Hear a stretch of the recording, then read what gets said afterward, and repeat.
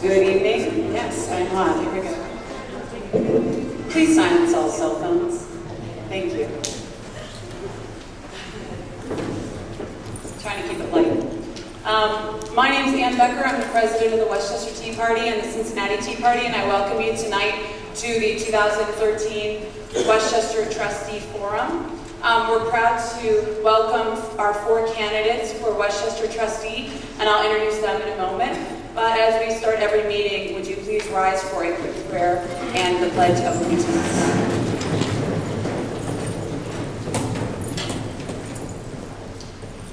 Heavenly Father, please bless us as we gather today as patriots and citizens of the most blessed country the world has ever known. Continue to guide our leaders in your light and in the way of your Son, our Lord, Jesus Christ.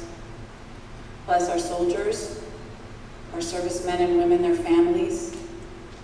God bless the firefighters, police officers, and those who take care of us, our mothers, our fathers, our brothers, our sisters.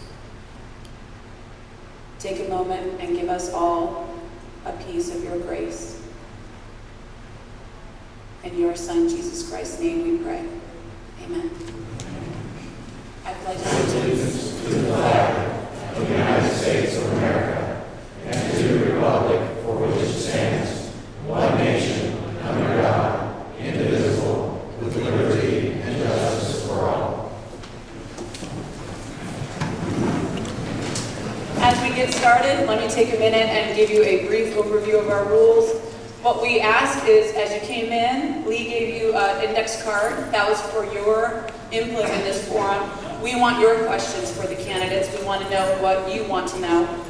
If you wouldn't mind, if you have a card with a question on it, Caitlin and Allison are back here somewhere. Where did they end up? There they are. We got 2 little girl helpers back there, and they are willing to run up and down the stairs. So if you do have a question, feel free to hold it up, and Caitlin and Allison, like little kid lightning, will run it down here to George and Carl. George and Carl are just sorting through them to make sure, lots of times there's the same question come in 3 different ways. So what they're doing is just putting them all together and making sure that we get as many questions answered as we can. The forum rules, we're going to give each candidate a 2-minute opening. We're going to have questions, 2-minute answers, and then we're going to have 1-minute close. First, we have one quick announcement from a traveler from out of town. Bruce Hall is here. He's the state petition coordinator for Ohio for Workplace Freedom. If you could give him a round of applause.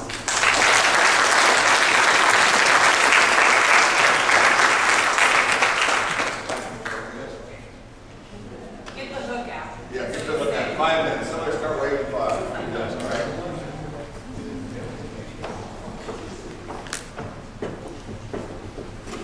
Everybody hear me now? Can you hear me now? Okay. I'm Bruce Hall. I'm from Greene County, which is, I live south of Xenia. I'm also a precinct captain, Greene County Republican Party.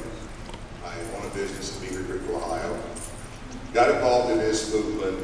Let's go back to here. I ran for county commissioner, and I can identify with all these political science neat guys up here because I had to do the same thing over a year and a half ago. So they're committed for standing up and trying to run for an office. But last year I didn't win that primary, and then I worked for the Mitt Romney campaign, did 2,200 households. I was a ward leader. Some of you all did that. After we lost that terrible election, I decided I'm going to fight back. So I decided to get involved in Workplace Freedom. Started out as a Greene County coordinator, and by May I was the Miami Valley coordinator because I kept getting more and more people. I went from 3 people in my group to 200. Now I'm down here to support Teresa Moody. We have a big election push, and we want to get 100,000 signatures in 88 counties on election day. Now I can tell you those signs out there, Help Make Ohio Right to Work State signed here. People will literally, we've done it twice this year. They will get out of their car, they will come over and sign a petition. We need 15,500 signatures by June out of Butler County. We've got a long ways to go.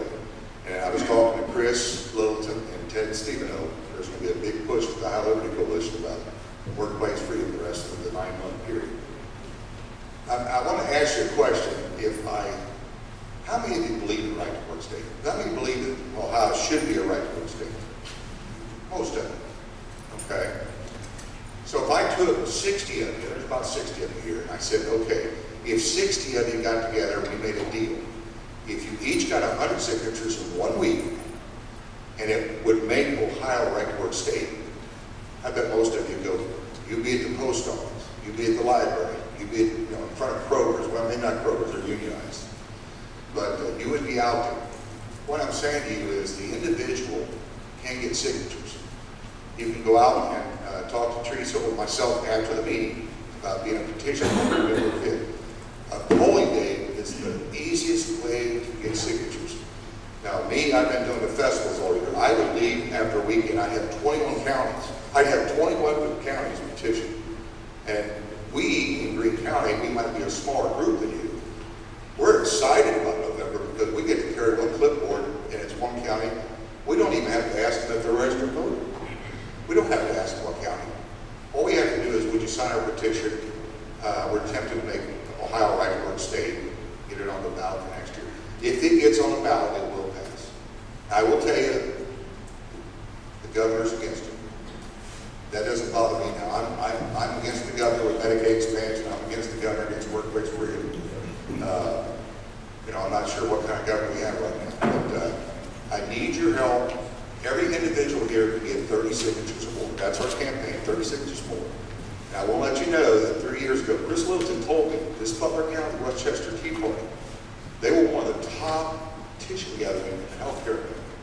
And I will let you know that the economics and the political impact of Ohio being a right to work state will dwarf anything we did 3 years ago with the healthcare amendment. We can see what that did for us. We still got Obamacare. We still got Medicaid expansion. So I'm asking you to get involved, be an activist. I'll help you in any way. My name is Bruce Hall. My email is real simple. I like to make a statement of mine. Bruce Hall, HULL, Reagan.com. You can go to OhioWorkplaceFreedom.com. That's another source. You can go to our website, Ohioans for Workplace Freedom.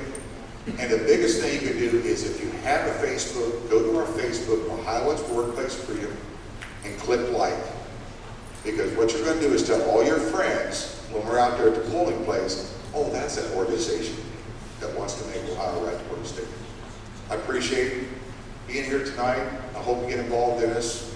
We got 9 months, and I'd like to see you get a little bit activated here in the Westchester Tea Party with Workplace Freedom. Thank you so much. Thank you.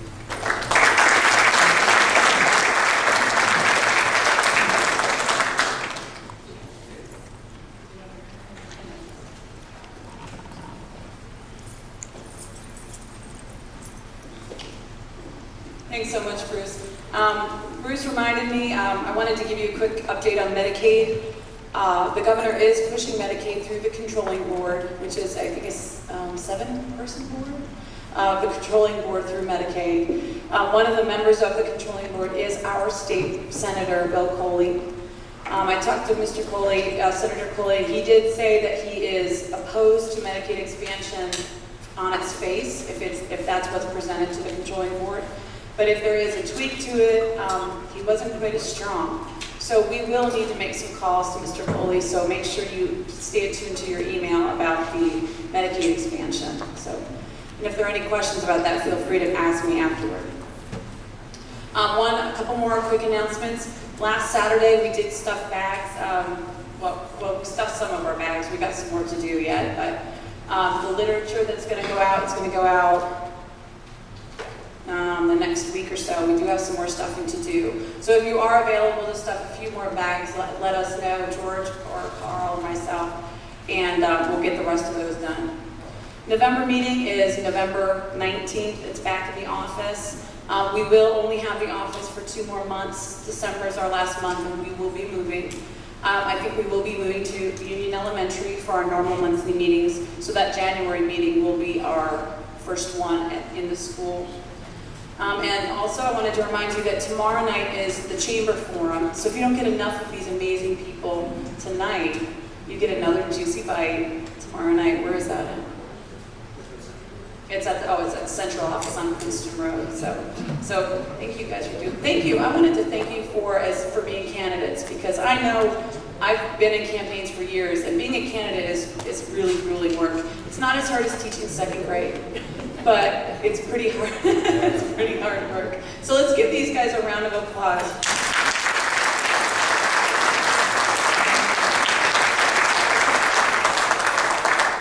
So let me introduce the four candidates. As you know, the election is, November 5th? November 5th, man. November 5th, it's coming up quick. We are going to elect two of these fine people as our Westchester trustees. Mr. Mark Welsh is down at the far right. He is a small business owner, and I'll let him introduce himself during his opening statements, but I'll just let you know. He is one of the challengers. Mr. Lee Wong is one of our incumbents. Ms. Catherine Stoker is here. She is also an incumbent. And we have Mr. Matt King. He is one of the challengers. So we have 2 seats. You will get to cast 2 votes. So you will get to choose 2 of these fine people, or just one if you feel like being punchy. You can do whatever you want, I guess. But you have 2 votes to cast. So let me start with your opening statements, and I'll just start with Mr. King, and we'll work down the line. You guys have 2 minutes to introduce yourselves.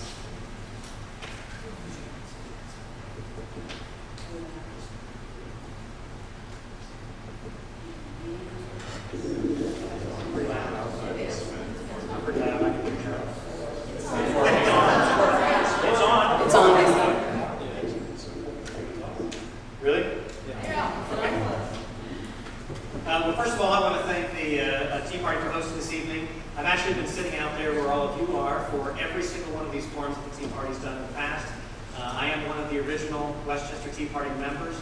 And the question why? Well, the 3 principles: fiscal responsibility, free markets, and limited government. Those 3 ideas, along with religious freedom and service to others, that's the way I've lived, that's what I sought out with my spouse, that's the way we've raised our children. Ann opened the floor at a Tea Party meeting recently, and when she letting the candidate speak, and when she was introducing me, she had to stop in the middle and say, Matt King, I actually don't know what you do for a living. The reason for that was because she knows us and our family as the ones who are always volunteering out in the community. But it is important that you know that I do bring some skills and leadership to this position as well. I am in business technology. I have worked in every size business, from a small startup all the way up to Fortune 100 corporation, and over 25 years in the private sector. I have served in just about every role as well. A small company, I grew us from 0 sales up to over several million. And on the other end, I sat down with General Electric's top executives, showed them how to cut $80 million out of their expenses through inventory control. On a personal note, I've been married to the secret of my success, Andrea, for 20 years, and I have 3 amazing children. Rachel is a student at Vanderbilt University. My son Matthew, who, contrary to rumor, is not running for Westchester trustee. I know that's been going around. That's me, it's the old man. And our youngest, Sarah, is a junior. She's here tonight. They have been a tremendous support to me, and they really are one of the big catalysts and one of the reasons why I'm doing this. I believe that Westchester needs to be a very strong community for them and for your children. And I believe that the Tea Party principles is how we can get that done. Mrs. Stoker. Thank you, and thank you for this opportunity to address our Tea Party members and our local friends and neighbors. I received my bachelor's degree from San Francisco State University. My husband and son and I moved to Butler County in '78 and to Westchester in '87. I've owned 2 computer software businesses over the past 30 years that have made us financially independent. For the past 5 years, Mike and I have just worked because we really enjoy working and just can't see ourselves retiring. In fact, I'm able to finance my own campaigns. I don't need to seek fundraisers. I've learned the importance through my work of sticking to priorities, living within a budget, and making the tough decisions. The proof of my capabilities, I believe, lies with the tremendous success of Westchester over the past 20 years of my administration. Measured by the amount of new business that we have attracted, We are the most business-friendly community of our size in the county and probably in the region. Local investments top $3 billion, creating 30,000 new jobs and giving us an unemployment rate of 3.3%. This private investment includes the Union Center Boulevard, the Union Center Interchange, 3 major retail centers, 9 hotels, a new hospital, many new office complexes whose Class A office space is almost 100% occupied. The revenue from this new development supports our schools. They received over $3 million from our TIF funds last year. They built a new library. They created more road improvements. I've saved the taxpayers over $100 million by stopping tax increases, reducing utility payments, and holding down the cost of government. I seek your support for one more term to continue my service to this terrific community. Thank you. Mr. Wong?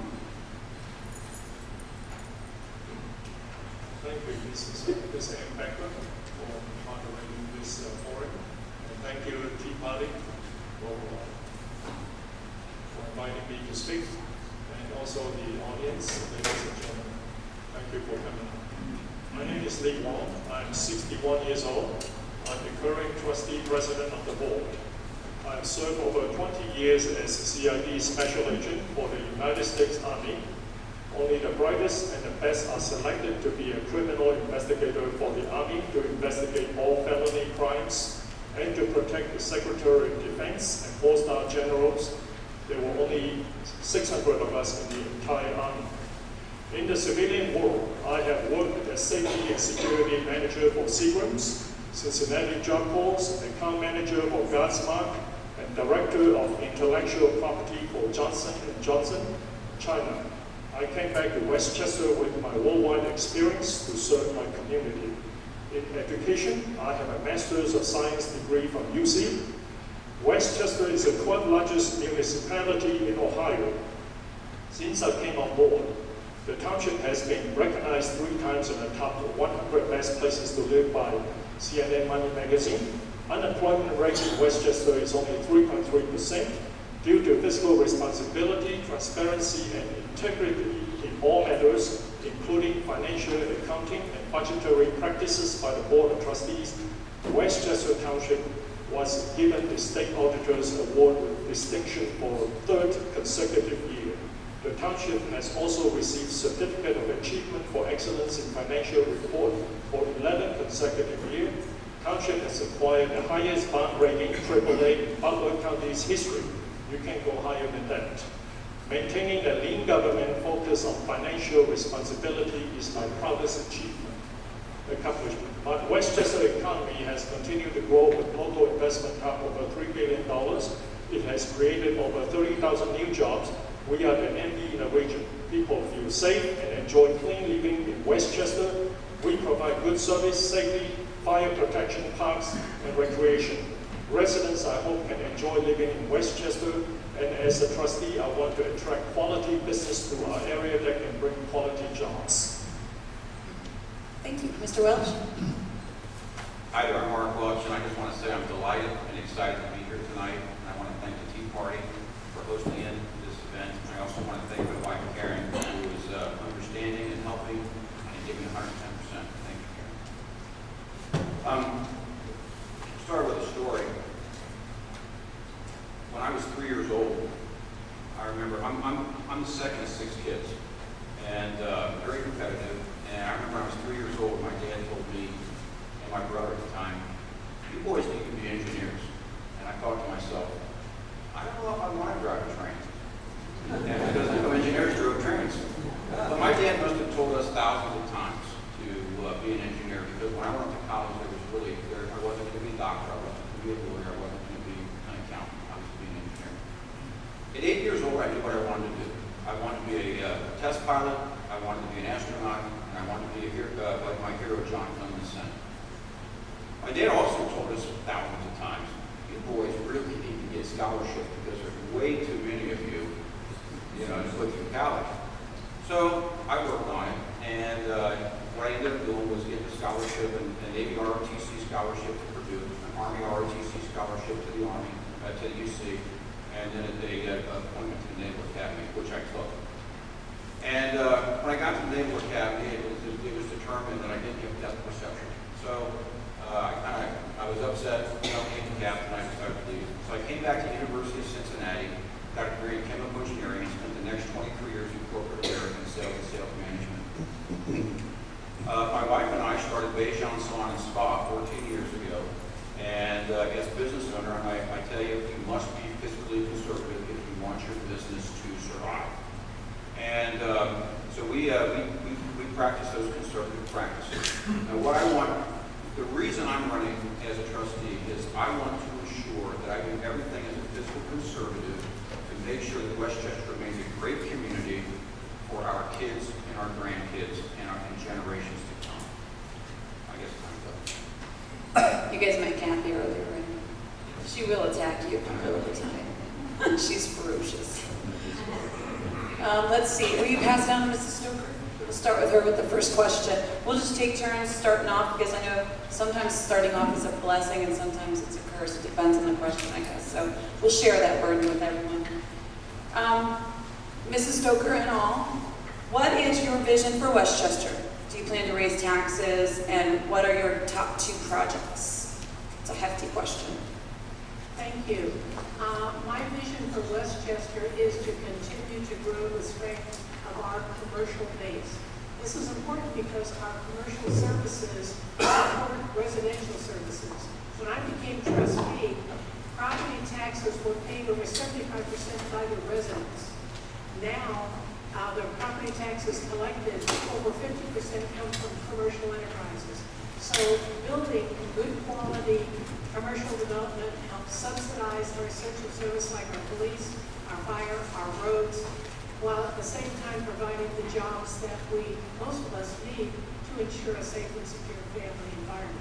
So we need to continue to grow good, clean commercial development. We need to keep our communities safe. We need to constantly be looking for ways to provide better services more economically. And I would like to go into, somebody will ask us later about, to go into detail, I'd be happy to. We have a number of projects that we are working on to ensure that we continue to reduce costs. My priorities are police, fire, and road maintenance.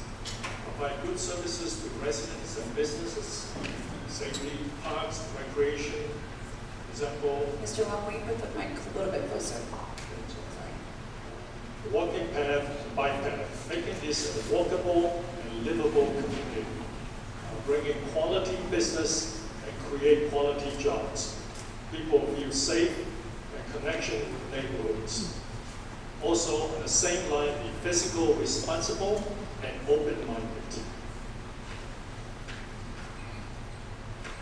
Thank you. My vision for Westchester is the first thing I would want to do is to make our zoning department, working with it, to make it more business friendly, not so punitive. Also, I'd like to work to get cruiser cams in all the police cars because I believe there is plenty of money available to do this. Really, third, I'd like to get greater transparency in our local government training departments.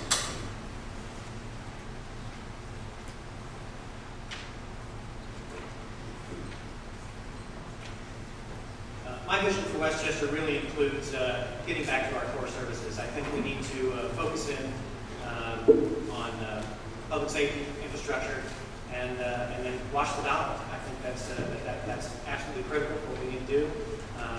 Projects I'd like to see done, I certainly would like to continue to entice businesses to come to this area. I believe that's the way to ease the tax burden on the citizens is to bring more businesses in town, and then also to take a good hard look at technology here in Westchester. Very good. Mr. Wong, if you wouldn't mind starting off this question. It's a pretty hot topic here in Westchester. I know a lot of people have asked me personally about my opinion on this, but I'm not running, so I don't have to tell you. That was a joke. Lighten up, people. Jeez. Jeez, tough room. Mr. Wong, the question to you. What is your opinion on incorporation?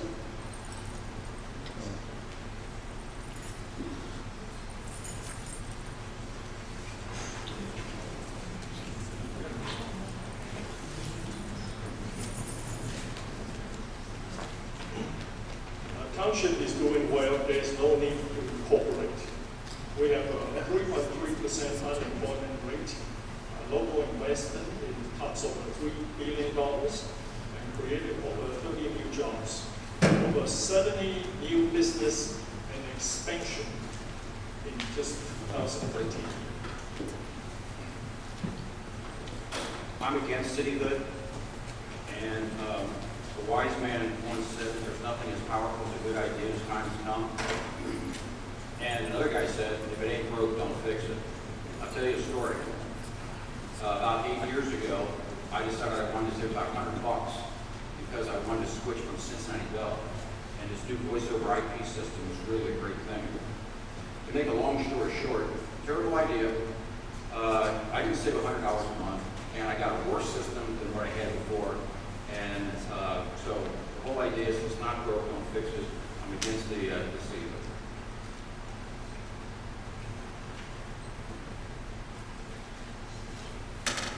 I also would not want to incorporate. I believe that the way this was handled last time and taking it to the citizens is the right way to do it. I think being a township has served us well. I think it's kept our tax base low. I think it has attracted a lot of businesses in to our area. We as trustees can, as a trustee, you can certainly set the tone. But I think such a big decision would always have to be taken to the people, and I believe the people have already spoken on this. Thank you. This argument has come up periodically from time to time, and the general argument goes like this. If we incorporate it, we have lower taxes.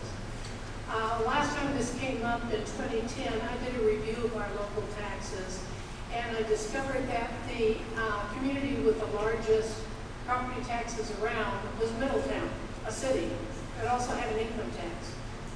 Considering property taxes plus income taxes, the average township resident paid fewer taxes than the average city resident in our region. Additionally, township property tax revenues tend to be less volatile than city income taxes, which is important in a down economy. I believe no local taxes also makes us much more attractive to businesses and new residents. Incorporation just adds more bureaucracy. Very good. We'll let Mr. Welsh start this question off. Last year we got a new fiscal officer. Mr. Jones took over for Mrs. Williams. Mrs. Williams did it for, more than 30 years? 38. Mrs. Williams, if you're out there, I'm 37. Make you feel, sorry, that was me. The question I would like to pose to you guys is, as of right now, Mr. Jones, our fiscal officer, isn't allowed an executive session. If you're, as the incumbents, how do you do? What is your opinion on that? How you guys voted and why you voted that way? And to our challengers, what is your opinion on having the fiscal officer in executive session? I believe it's absolutely essential to have the fiscal officer in executive session. He's the one that helps provide oversight for the spending that goes on in Westchester. He's the one that helps with transparency issues. Every other township in Ohio permits the fiscal officer to be in the executive session. I don't understand why we don't.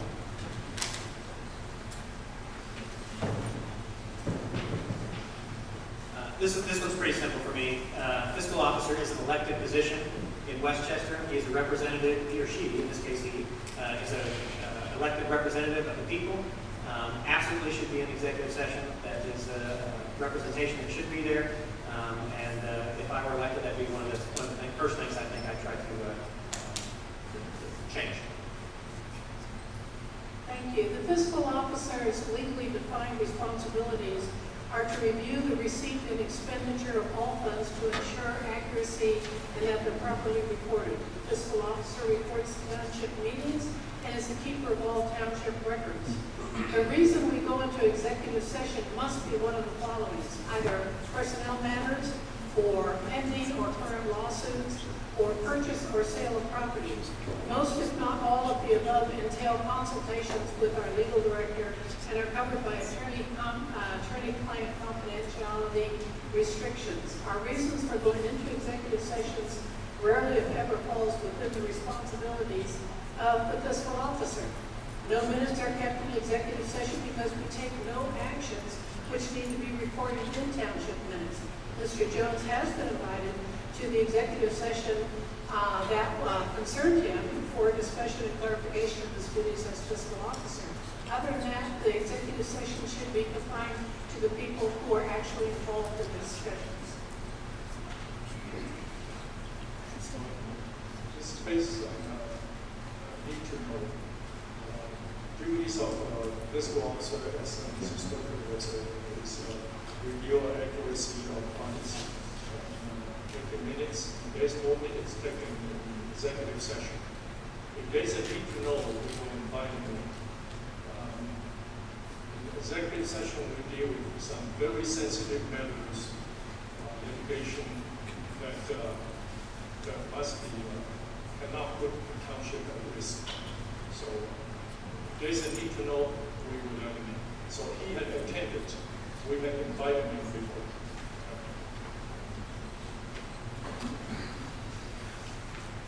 This question is for Mr. King. What would you do to increase transparency in governmental operations here in Westchester? Great question. That's actually one of the things I've been very concerned about. I think we have quite a few places where transparency has not been clear. Certainly one of them, leading into the last question, is putting the fiscal officer back into executive session. I think that's one way to show the people here. I think it's become clear that the two challenges up here would put the elected official back in place. The two incumbents would keep them out. I also think that there's technology that can be put in place.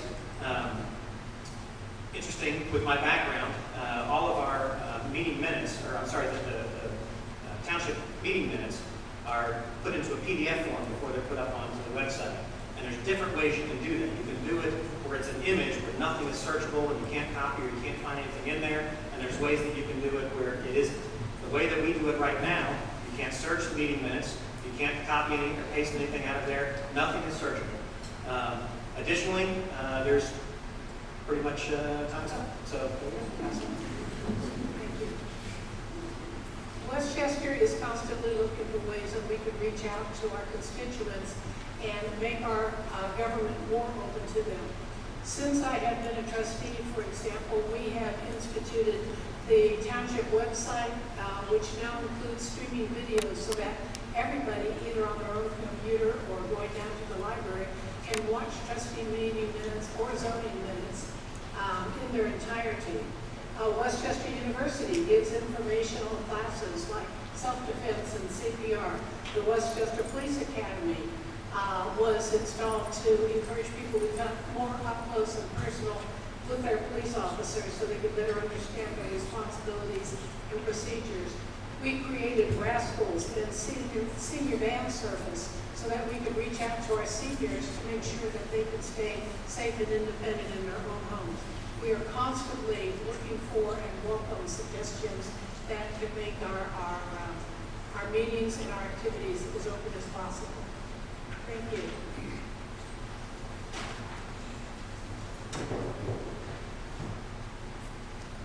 Questions is about transparency. Yes. Okay. Well, Westchester is more transparency. We are one of them. We just got another award from the state's auditor for being the most excellence in awarded state auditors awards of distinction for transparency, for accounting in all matters, and that nothing is hidden or done under the table. The only thing is the executive session that has to be discussed within ourselves. So I can't think of anything that we are not open to the public. We can ask for just about any records today from us. We'll release it. So, thank you. I agree with the other candidate at the end of the table with regards to the fiscal officer, the elected fiscal officer being in the executive sessions. I also think that website should be more interactive so that folks can get on there. We have a pressing need that we can have folks take a poll, give us their immediate feedback. And I am for total financial disclosure. In 2012, the Board of Trustees approved compensation packages over $100,000 for 38% of the workforce. That's 93 out of 243 full-time employees. In 2012, over $500,000 was paid for legal counsel, and legal expense magically disappeared from the trustee meeting minutes in 2012. I'm glad to say that in the last meeting, or last meeting or so, they decided to put it back in the public meeting minutes, and I applaud for that. Mrs. Stoker? Actually, it was something that you mentioned triggered me grabbing this question. It was a couple questions ago, but when you say expand programs, my Tea Party alarms go on. So this is Tea Party Forum. The question would be, what would you do to ensure the financial stability of Westchester? Thank you, that's an excellent question. We work constantly to reduce costs without impeding services. For example, every employee who leaves our employment to either retire or to work somewhere else, we sit down and say, do we really need to replace this person, or can we reorganize our workflow and our departments in order to save ourselves that position? Over the last 15 years, we've been able to leave vacant 25 positions. That's equivalent to over $1 million a year in additional funding, which we can then use to help keep our costs down. Over the last 5 years, our general fund expenditures have been either level or declining.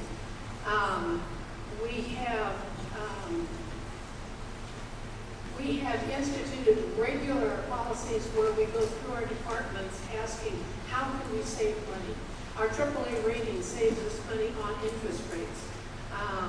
Our utility aggregation has saved our residents over $9 million.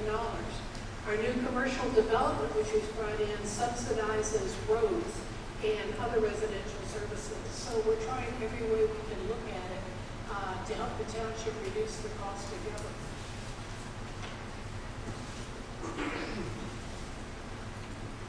One of the ways we have closed out 25 positions is either left unfilled, eliminated, consolidated, or through attrition. We have outsourced IT, road services, ice removing, paving, payroll department, law departments.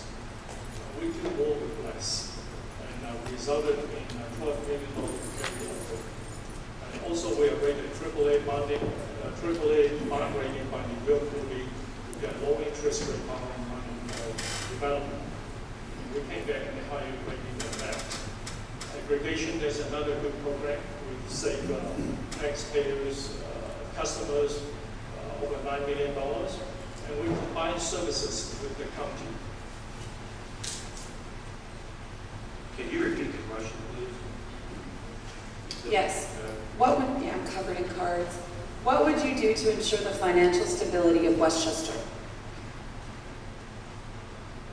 I would cut costs. I would go through departments and prioritize where we can cut expenses. I would not expand government.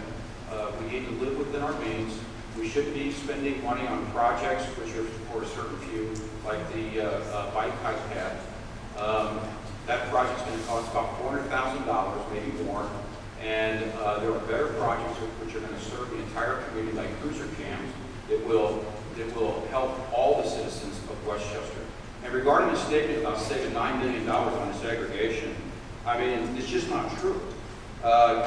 We don't know how much the citizens of Westchester might have saved with this aggregation. Unfortunately, this was an opt-in system. They were all, as a township, we opted everybody in. It was up to them to opt out. Even Westchester Township opted out. So to say that we saved the citizens of Westchester $9 million is just patently false.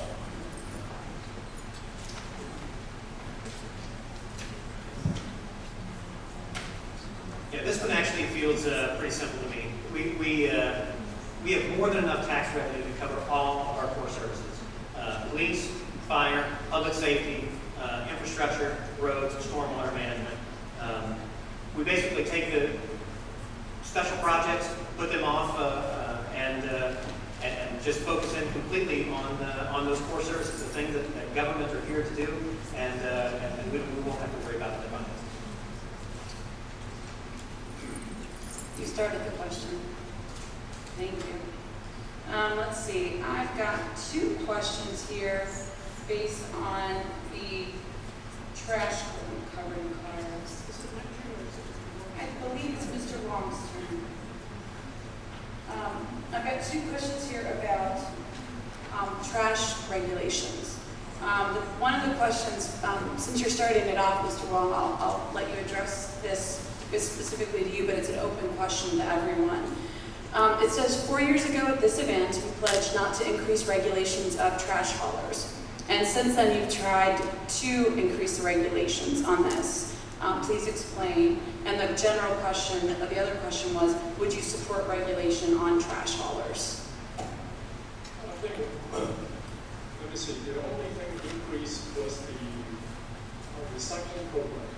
That money is going into building bypass sidewalk for the township.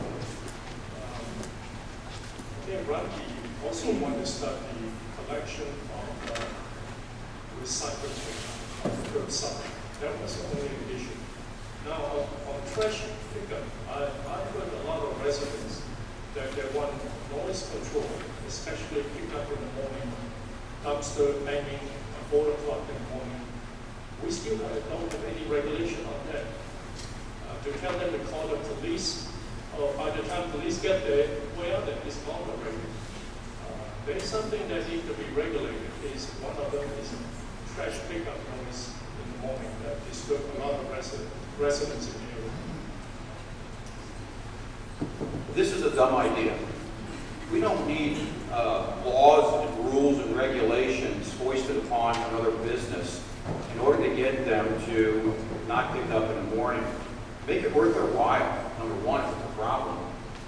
Number 2, they pick up in the morning for a reason.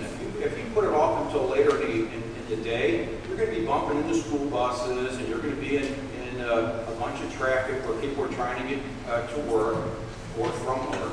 So, I mean, don't create a law to try to work out some kind of solution. I'm not sure what he was saying about recycling, but you know what? That's an individual thing.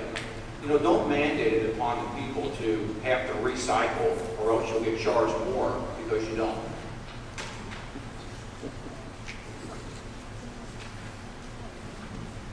Well, getting back to my opening statement here, this comes right down to one of the Tea Party principles that I believe really strongly in, and that is limited government. I think, Mr. Welch here, I think this idea is just silly. Trash collection does not need to be regulated. That's more government that's in putting more controls on people's lives, putting more control on people's businesses, and I think that's just silly. That's not a good issue. This is really interesting because I'm not aware of any regulations specifically concerning trash pickup in the township. We have periodically, when we receive complaints about early morning noise, we have asked the trash haulers to be more circumspect, and they've always been, almost always been very agreeable and very helpful and tried to accommodate their routes so as not to annoy the residents. I don't know where this idea is coming from that somehow we put regulations on trash haulers. As a matter of fact, years ago, this discussion came up saying, should the township contract to have only one trash hauler do all the hauling in return for a smaller rate? And we decided at that time, no, all the residents should pick their own trash hauler. I don't know where this idea is that we put regulations on trash haulers. There have been a few questions on zoning, so I'll take us into the world, the exciting world of zoning. Let's go there. One of our members actually owns a daycare in the township, and she was actually sued by the township due to regulatory enforcement by the zoning department. And another small business owner here in Westchester, the owner of Liberty Tax, was pursued by the township over regulatory issues based on his use of signage in the township. Do you believe our zoning department went too far in the case of zoning with Liberty Township and the daycare case? Liberty Tax Service, sorry. Yes, and I'll explain. I think that our zoning department is starting to get a bad name, and that it's kind of creating an anti-business atmosphere in Westchester. We need more business in Westchester. We need to know that we want them here because they pay a lot of taxes. You know, for every dollar of tax that a business pay, they only take 45 cents in services. When a resident pays $1 in taxes, they take $1.12 out in services that are used. We need businesses, we need a zoning department that is friendly towards business, and to do these kinds of things and to ratchet it up where suddenly there's a suit is a waste of money and it sends the wrong message to businesses.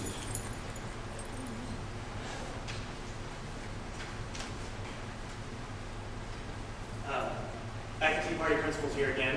This is two of them, though. This is free markets and limited government. I believe in this case, I believe very strongly about these principles and getting in there and putting these restrictions on these businesses. I think that the Liberty Tax, just to be clear, Liberty Tax sued the township. We didn't sue him, but the reason why he sued the township was because we had interpreted the zoning law about signs in a very specific way, saying that the costume that he was wearing somehow constituted a sign, and somehow if everybody that worked at Liberty Tax wore the same costume inside as he was wearing out in the street, that would not be a sign. So I think that this whole thing has gotten very carried away. We spent way too much money.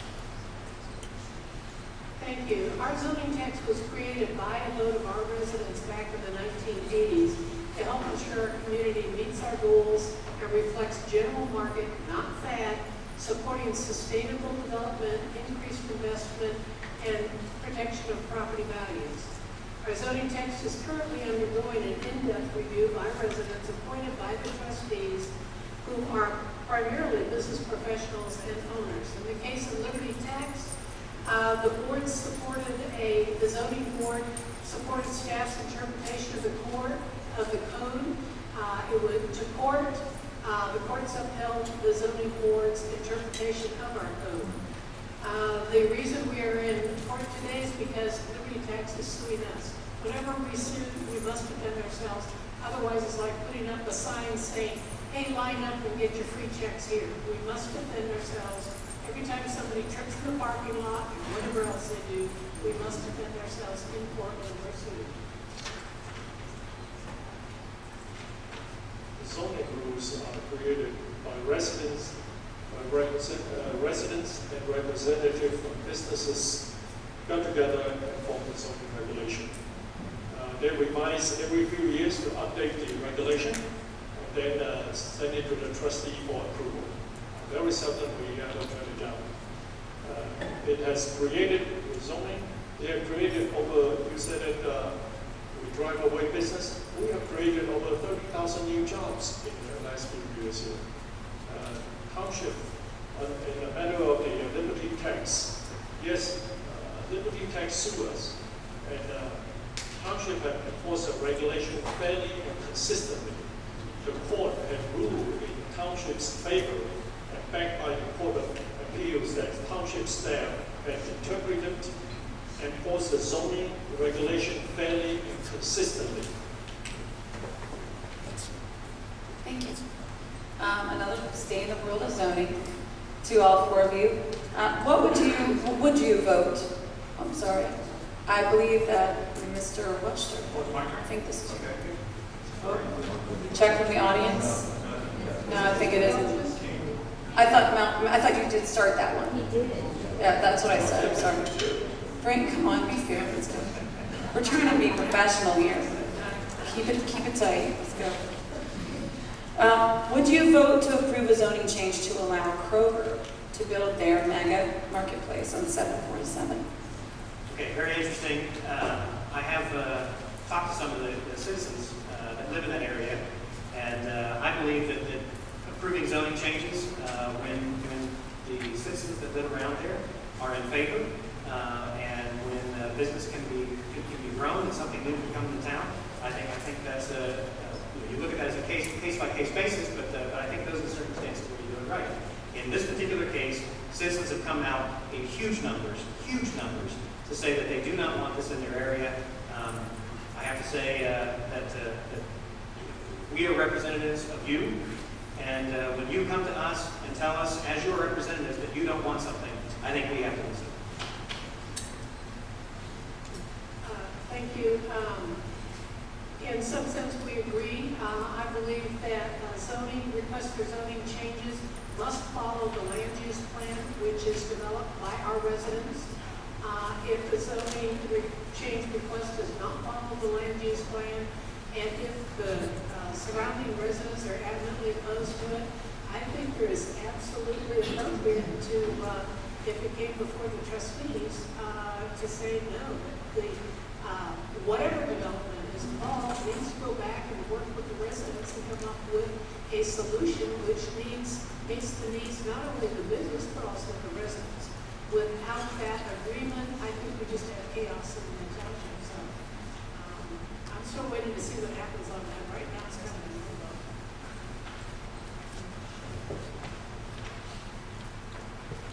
Zoning change is based on the land use plan. I think it's a plan. Can you speak up, please? Yes. Can I hear you? Land use plan is used for the zoning change.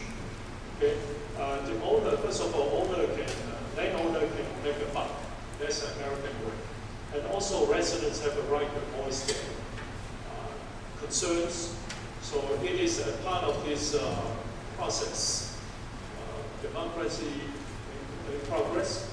And let's see, they can meet together for change. If not, we'll see.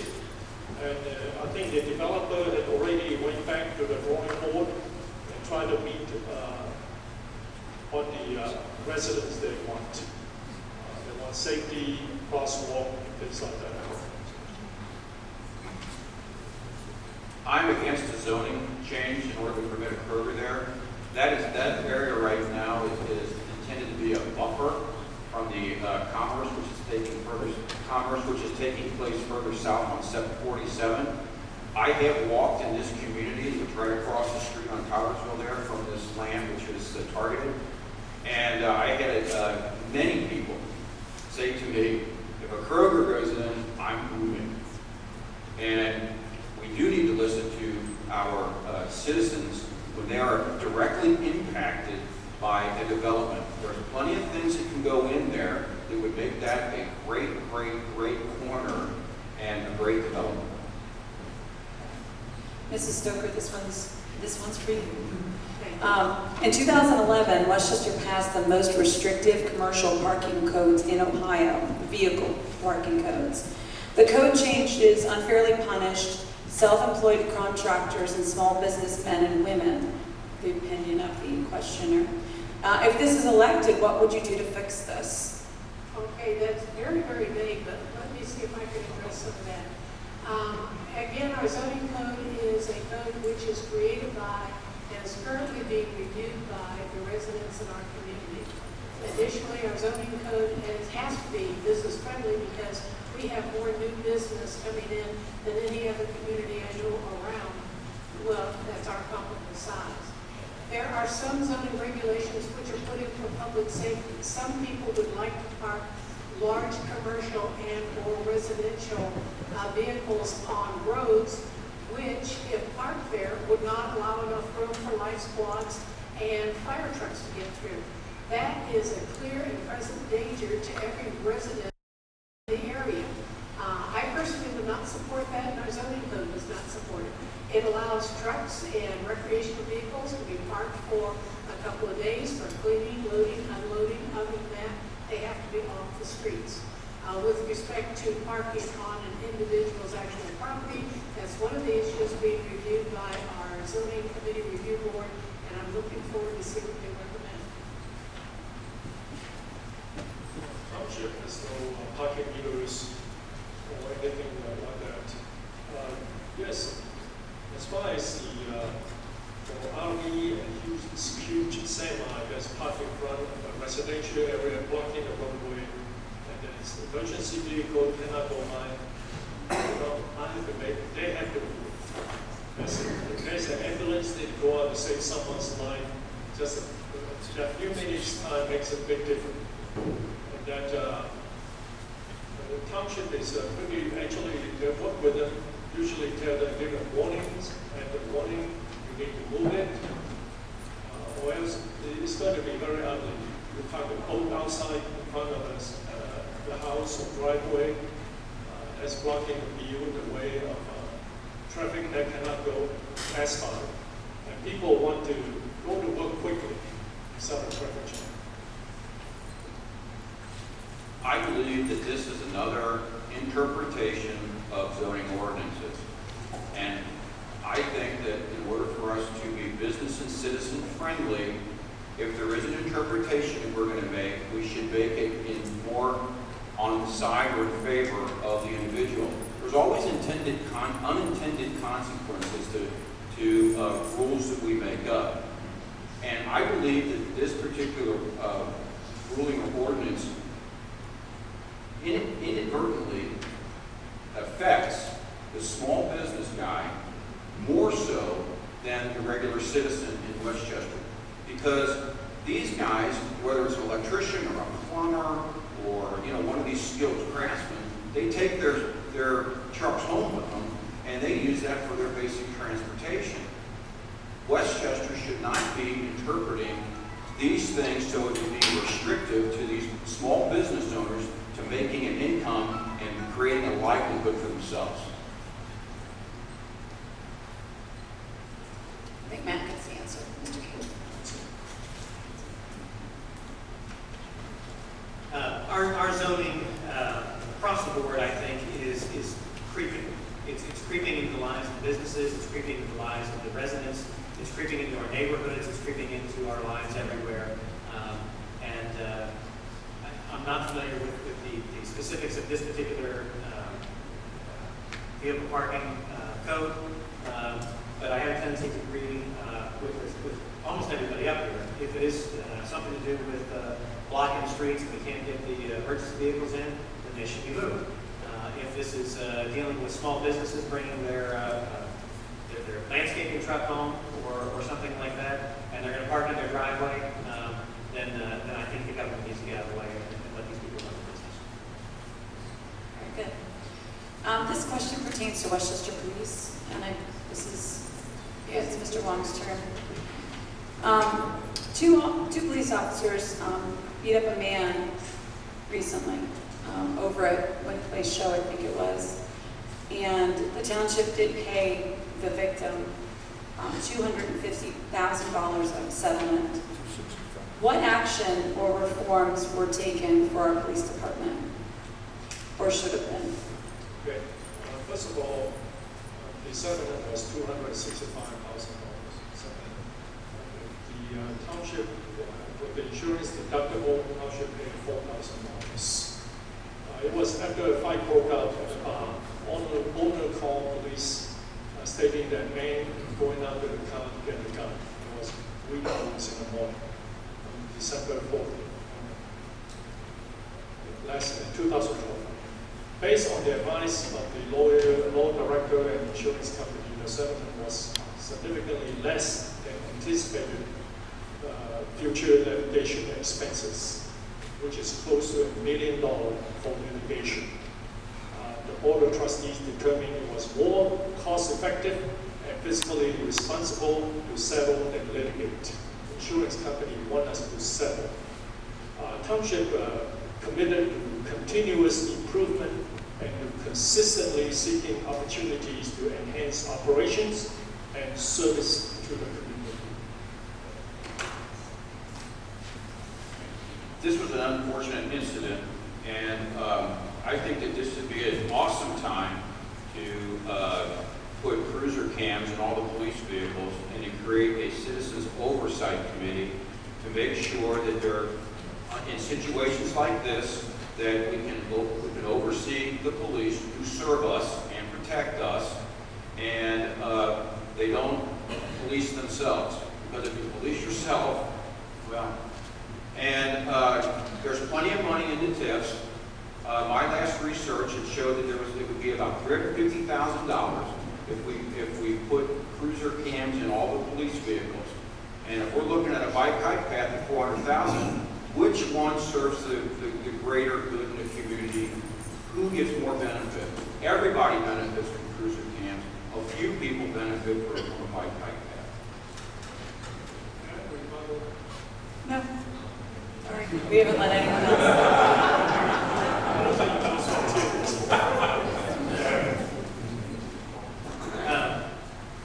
I think Mr. Wong's response here is interesting because he made it clear that under some circumstances, when it is in the township's best interest and financially to settle, that we should do that. And I hate to go back to the liberty tax thing here, but I think that's another circumstance where the township is taking a position that we just absolutely must defend ourselves no matter what the cost is, or else we're hanging up a sign that says come and get your check here. I think that Mr. Wong, I would agree. Actually, there are circumstances, Mr. Wong, where it's more advantageous for us to settle and work out.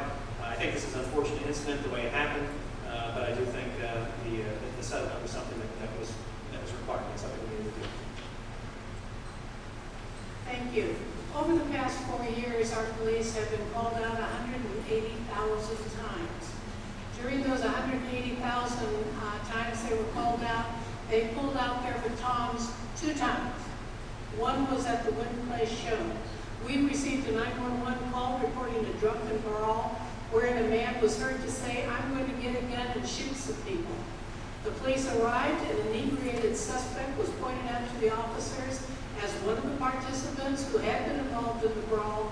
That subject refused to cooperate to allow the police officers to pat him down to make sure he wasn't armed. And frankly, they did what they had to do to make sure they could find out whether he was carrying a weapon. Real police work does not look like a Disney movie. We had the videos and the officers' reports reviewed internally by independent law enforcement consultants who verified that the officers cooperated within the bounds accepted and recommended police procedures to ensure the safety of the community. Now, the reason you pay a settlement in this case, but not liberty tax, is the settlements are generally done so that we don't have to pay all the court legal costs. Kathy's going to come get Kathy. It'll be a Kathy on Kathy battle. Liberty Township had already run up all the bills, so. Yep, this is the start of a new question, actually. I've been hearing the word legal lawsuit how many times now? Like 6? A bunch. We've been involved in a lot of lawsuits the past few years. One question that came in was, should we be revealing the legal expenses, the billings, in our trustee meetings? It's my understanding that they used to be revealed and now they are no longer revealed. Do you agree with that policy, and should we reveal the expenses of our legal bills in trustee meetings? Absolutely. In 2012, there was over $500,000 in legal fees. Somewhere around, I'm guessing, June or July, maybe a little bit earlier, it stopped being reported on the meeting minutes and it just disappeared. This is a transparency issue. We have to be completely open and honest with all the spending and all the dealings that the township does. We can't be hiding, whether it's $400,000 in overtime pay, which the trustees approved for 2012, or $500,000 for the legal expenses. So I totally agree with openness and transparency should be on the meeting minutes.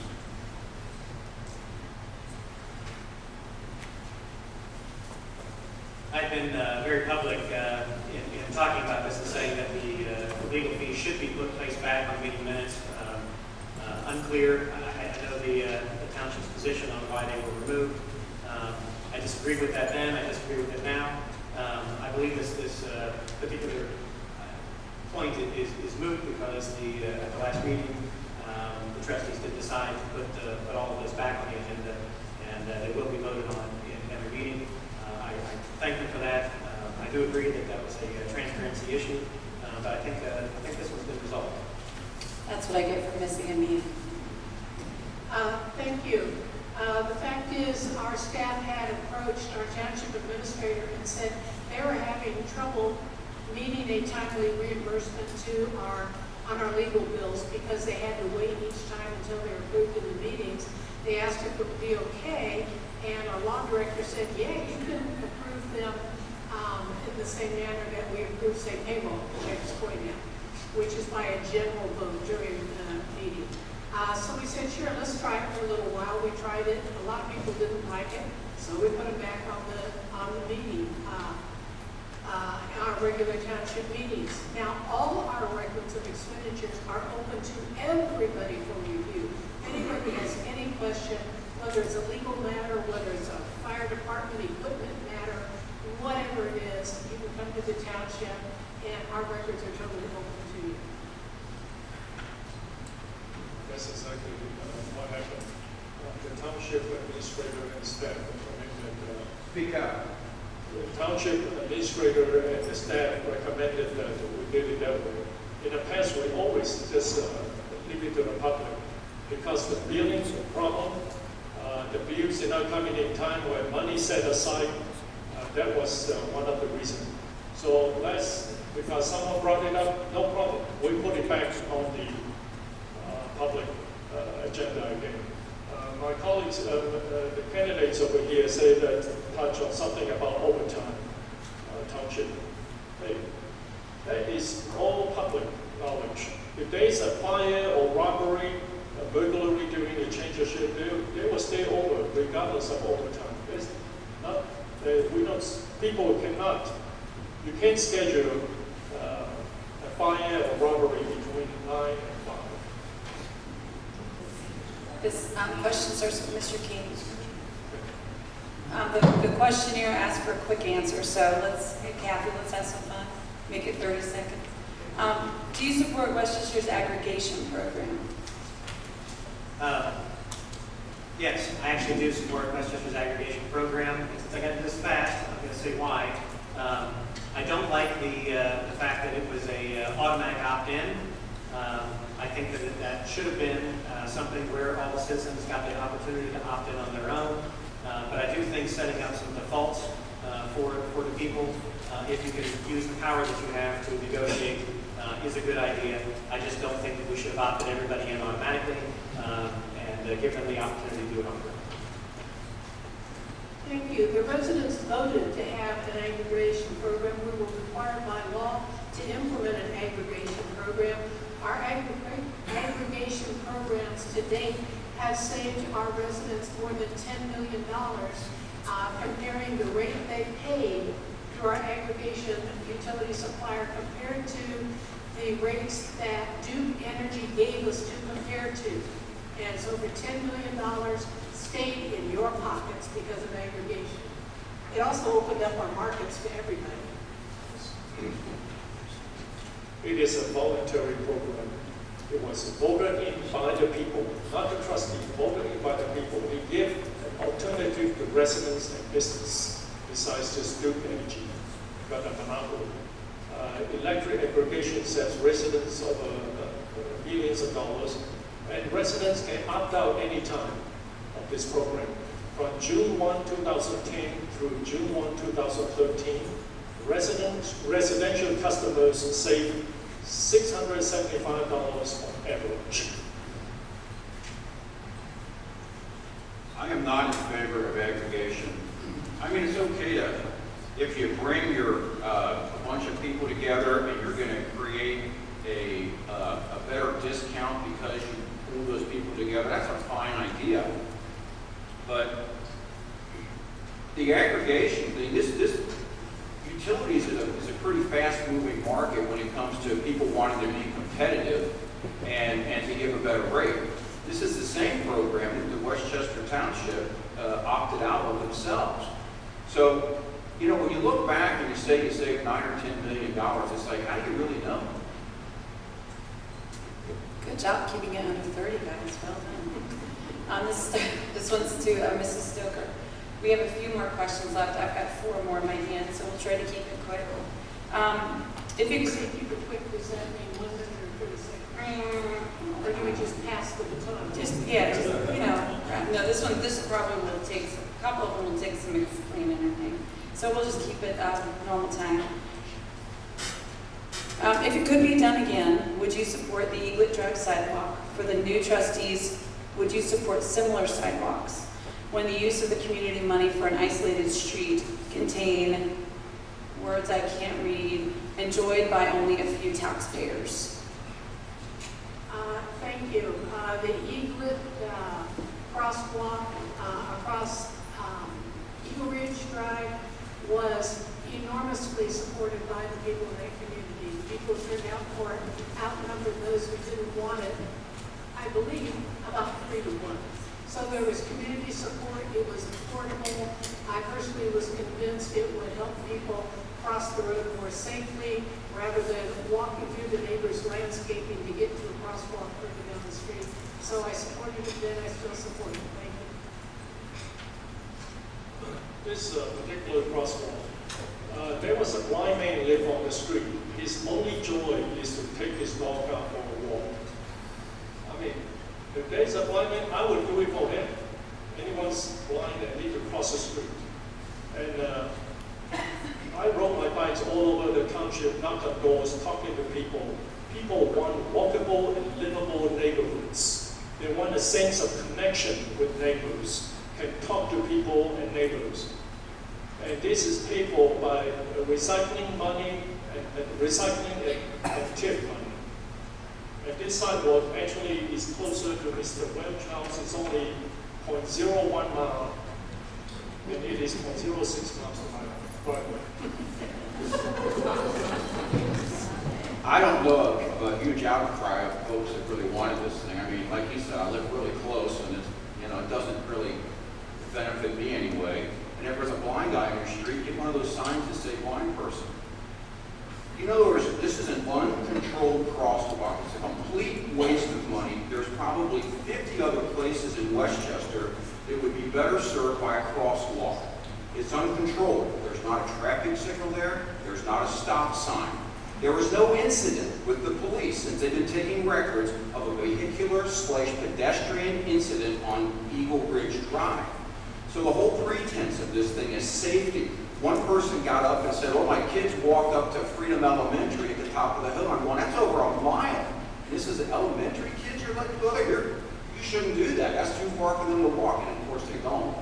But it's a complete misuse of the taxpayers' money.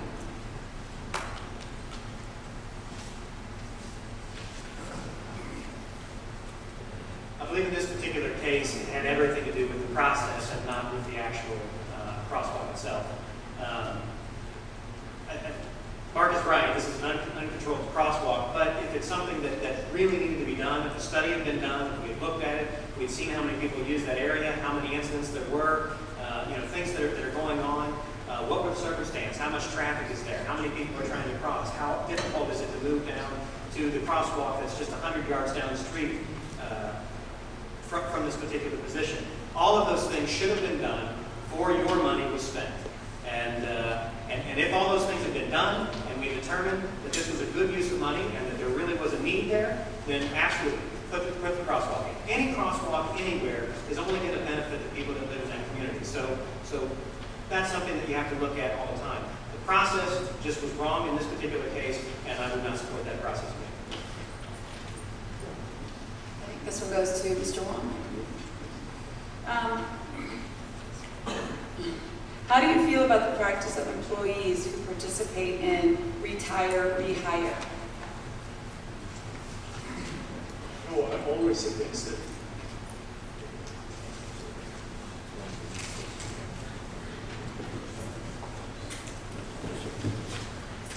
I'm always against the practice. I always voted against it. It is it is not against the law. Change the law in practice to be eliminated. I believe that it stifles advancement in the ranks. And you retire, pack up and leave, go find another job elsewhere. Well, I'd say that your rhetoric doesn't match your voting record because you say you're against the practice of retire and rehire, but you voted in favor of it every time it came up with one recent exception, Mr. Dave Kelly, Assistant Police Chief. Approximately 6 years ago, you voted for the retire, rehire of Bob McDonald, who headed up the road crew. You also voted in favor of the police contract retire, rehire policy, so that today the police don't even have to come before the trustees for approval. It was in the last contract 3 years ago that you approved.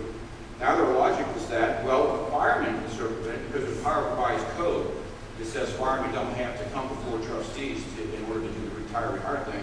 It must be fair to offer to the police. But I'd say that this is exacerbating the problem of fiscal recklessness and loss of fiscal control. I'm against it.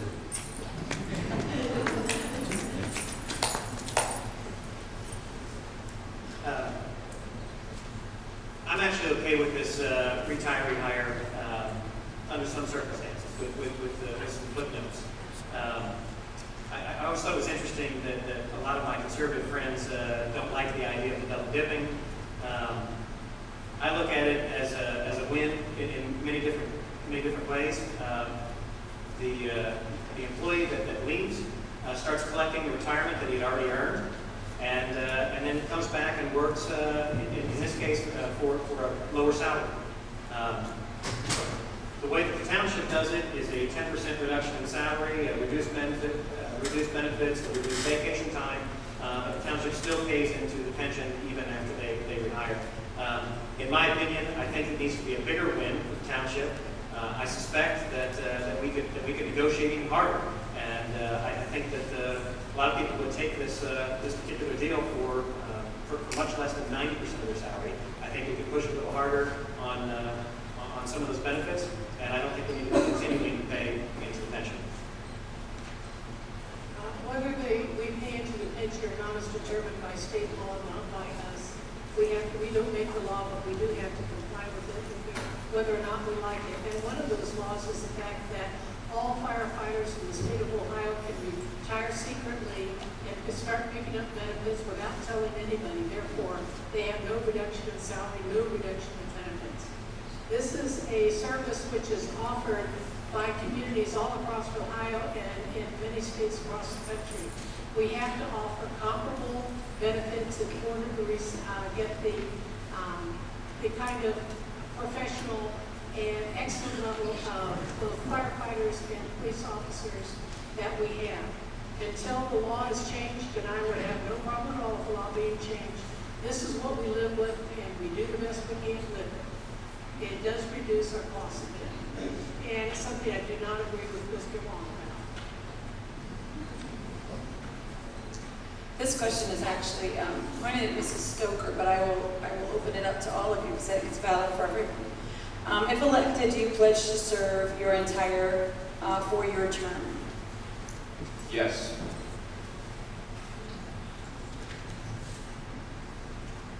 Absolutely. I want one more term. I think I've done a heck of a job and enjoyed it to the max for the past 20 years. I'm asking the voters for one more term to help finish getting us out of this fiscal depression. Thank you. Yes. I've been serving for 2 terms, intend to finish my 3rd term if elected. Yes.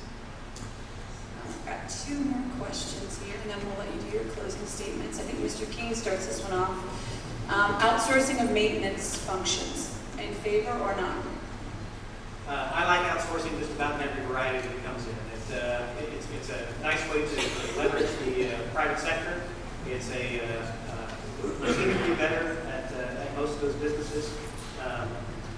Whenever we can, I think we can put it out for bid. We can see what the costs are. I love the idea of outsourcing when we're calling the shots and we can negotiate. So sure, yes.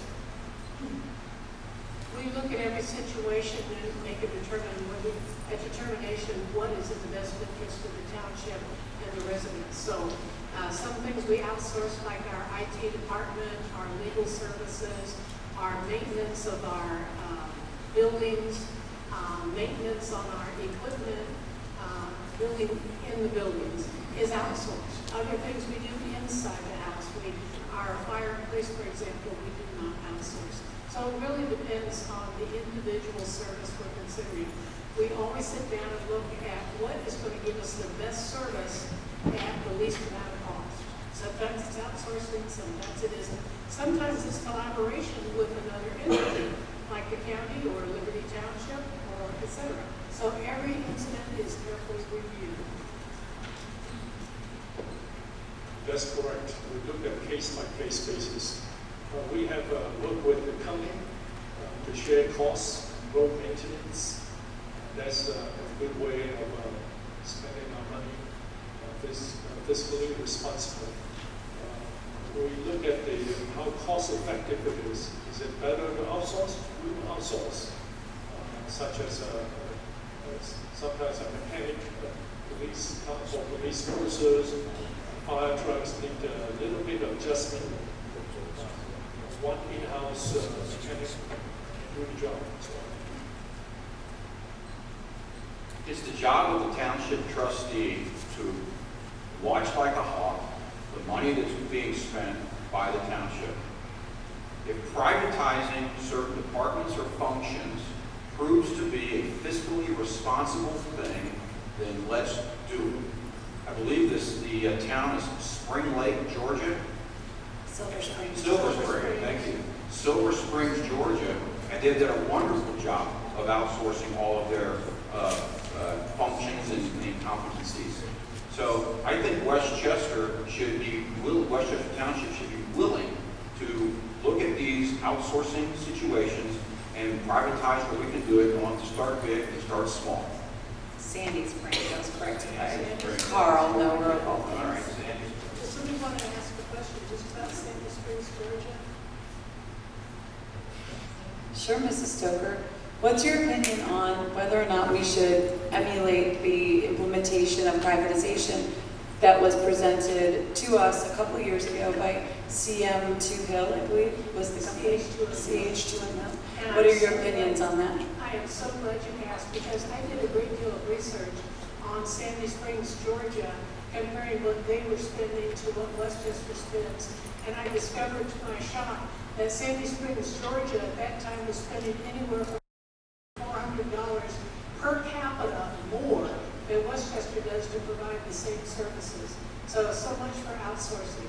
You got to do it on a case-by-case basis. Sometimes it works and it's cost-effective. Sometimes it isn't. In Sandy Springs' case, I think it was a disaster. Would you like to comment? Open to all. If you don't, you can pass. I would just say that earlier, Mr. Welch has said something about use TIF money for cruiser. We cannot use TIF money to build cruiser camera. It's not infrastructure. Well, I don't know, and I guess I'll just respond to that. So this is just free-for-all session, everyone. 2 minutes to just, hey, let's say what we want. Go for it. Okay. Well, tax increment financing, a few years ago, permits the purchase of equipment as part of those expenses which are permitted. And Don't make me come over there, Mrs. Stoker. And for instance, yes, there was a fire truck that was purchased a couple of years ago with TIF money. The last 20 years. So it could be that cruiser cams could be purchased with TIF money. Ooh, the suspense is killing me. What is Matt King going to talk about? The question was actually about Sandy Springs. It was. So I'll go back to outsourcing. I did make the comment earlier that I like to look at outsourcing in every case I can, because I like what the private sector is able to do. I think they're better at things than government almost every single time. But in Sandy Springs' case, they actually were in a position where they had absolutely nothing. And they had to very quickly, after they got their independence, after they incorporated from the township, they had to very quickly get everything up and running immediately, and so they did outsource everything there. But I do think it needs to be looked at on a case-by-case basis. We have our own police department, we have our own fire department. I don't see any reason to outsource those. And I think we have to make sure that we're watching your money. So this last question, Mr. Wong, it's for you to start with. And you were firing on all cylinders about the TIF question. So this is kind of related to that. Bike trails has been a big hot topic here in Westchester the past couple of months. The question is, how can you defend or justify the cost of the upkeep? What is your justification for having more bike trails? And do you or do you not plan on having more of them? And in relation to TIF money too, that's part of it. As I said before, I rode my bike all over the township. Nothing was stopping people. People want walkable and livable neighborhoods. They can connect with a sense of connections. That's made very clear to me. I think we have sidewalks in the subdivisions, but they're not connected. That you can even walk to church, to the grocery store. People like to do that. They like to talk to neighbors, good friends, and livable community. And it is paid for this particular bike path we talk about, connected program of Bike Reach. It is we're going to fund it with TIF money, and which is totally legal infrastructure, and it's going to be maintained by recycling money. It does not cost any. There's no new levy or anything to do this. I think it is a good thing to have sidewalks, bike path for residents to get out to enjoy the neighborhood. Bike paths are really enjoyed by probably just a few people. I think if you're using a bike path to connect a business center to a residential center to create some kind of flow of traffic, that let's do some fundraising possibly and get the businesses involved to the point where if they see the value, they'll pony up the money. We could do matching funds or something like that. These bike paths are not really part of our basic and primary services or core competencies that we need in the township. The money can be spent better on other things. Police, fire, roads, sewers, drain systems are better use of this money.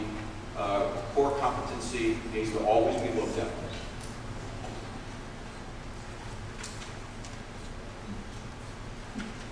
We talked about this particular issue a lot at home. I've got 3 teenagers, and we've been very interested in if you guys have talked to me at all, I'll take any opportunity to talk about my kids.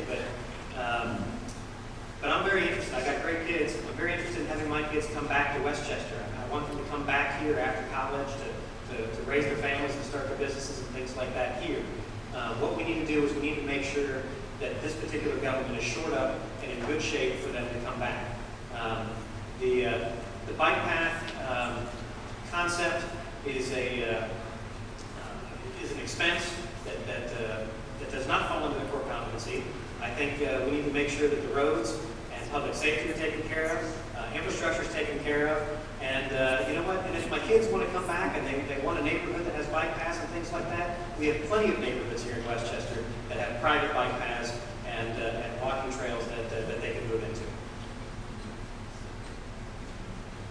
Thank you. Most Westchester bike paths are privately constructed and maintained, and there's about 17 miles of those. The township has about 3.5 miles of bike paths, which were built primarily with TIF funds. TIF funds are funds which come from the commercial property owners. They do not come from the residents. Our current connector path, which we're being considered, is a little over 1/2 mile long. It would connect miles of private bike paths both in the Westchester villages and in Beckett Ridge, and would connect them to the 747 business corridor plus Endeavor School. The citizen comments to the trustees have always been much more clearly supportive of bike paths than not. So that was my last question. So let's do a minute of closing remarks. Since we started from Matt and went that way, let's start with Mark and come back toward me. Awesome, thank you. You can count on me to be transparent. You can count on me to be open and honest.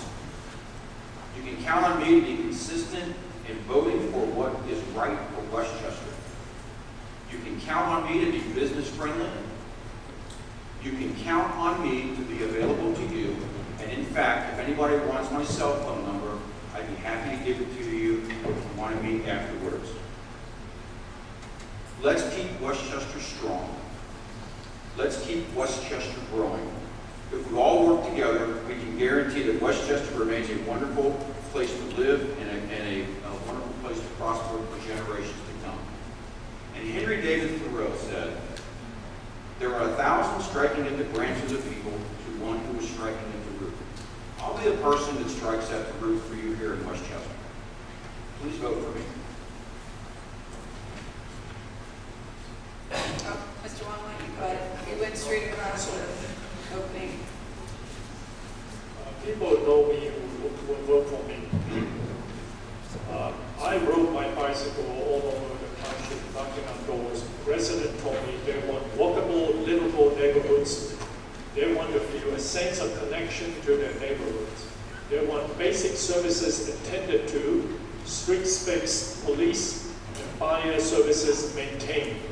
I will continue to look out for residents and businesses. Westchester is now Washington.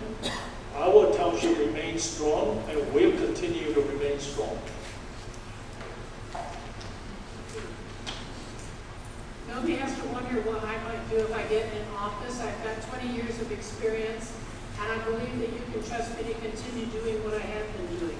Measured by the amount of new businesses that we have attracted since I've been a trustee, we are the most business-friendly community in our region. This private investment, $3 billion of private investment coming into our community, built the Union Center Boulevard and Interchange, 3 major retails, a hospital, 9 hotels, new office complexes. The revenue from this new development supports our schools, supports all of our services that we rely on so much. I have saved the taxpayers over $100 million by stopping tax increases, reducing utility payments, and holding down the cost of government. I seek your support for another term, one more term, so I can continue my service to this great community, and we have been considering police camps for months.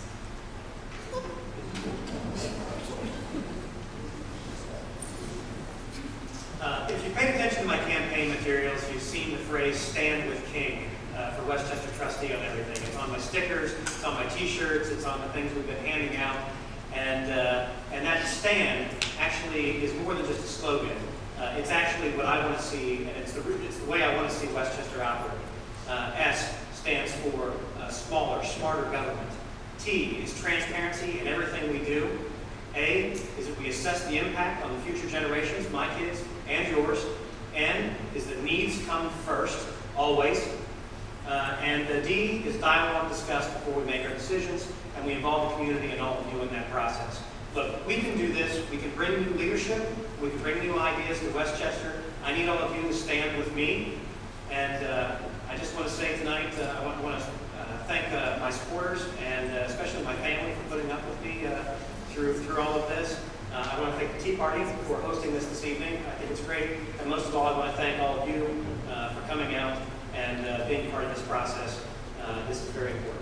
And it's been a pleasure to be up here this evening, and I would consider it an honor to serve as your trustee. Thank you all for coming. I appreciate it. That was very enlightening. I think we hit all the hot buttons in Westchester. Who knew Westchester Township had so many hot button issues? It's been great. One quick announcement. Pam and the crew are stuffing bags Thursday morning at 10 o'clock at the office. So if you have any time to come stuff, we'd love to have you. Let's give our candidates a big round of applause.